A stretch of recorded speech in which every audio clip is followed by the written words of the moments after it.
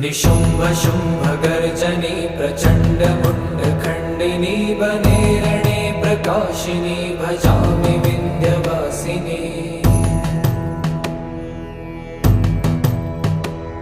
त्रिशूलमुण्डधारिणी धराविघातहारिणी गृहे गृहे निवासिनी भजामि विन्ध्यवासिनी। दरिद्र दुःखहारिणी सदा विभूतिकारिणी वियोगशोकहारिणी भजामि विन्ध्यवासिनी। लसत्सुलोललोचनं लतासनं वरप्रदं कपालशूलधारिणी भजामि विन्ध्यवासिनी।